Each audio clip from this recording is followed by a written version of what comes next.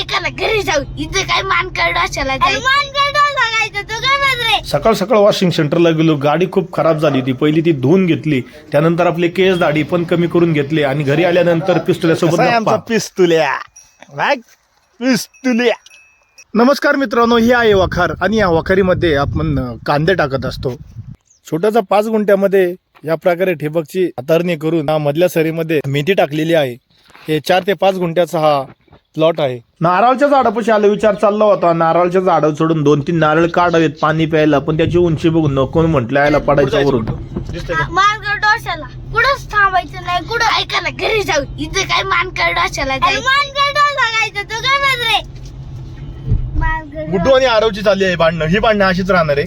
तर आपण जाऊ मानकर डोसा खायला, कारण दोघं पण असं म्हणतात, पण दोघांना पण खायचा आहे मानकरचा डोसा.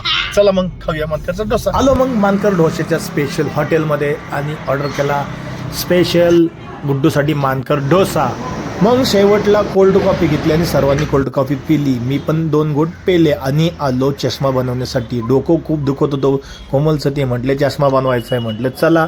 मग चष्मा बनवायला आलो. चष्म्याची ऑर्डर वगैरे दिली. त्यानंतर घरी काहीतरी खायला न्यायचे होते म्हणून गेलो आणि समोसे वगैरे घेतले, पॅटीस घेतले आणि आरवला प्यायचा होता ज्यूस. घरी आल्यानंतर आमची खिल्लारी गाय होती, त्यासाठी डॉक्टर तपासायला आले होते त्याला, आणि डॉक्टर त्याला तपासणार होते. त्यामुळं म्हटलं चला आता गायला पकडवा.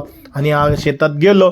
शेतात ह्यासाठी आलो होतो की आता कांद्याला टाकायचे होते सालपीठ, खत टाकायचे होते. मग कांद्याला खत टाकायला घेतले, बादली घेतली मस्त पैकी सर्व शेताला. मग थोडे करून सालपीठ टाकले. खुरपणी झाली होती आणि शेवटचा डोस होता सालपीठाचा, त्यामुळे व्यवस्थित सर्व ठिकाणी सालपीठ वगैरे मारले.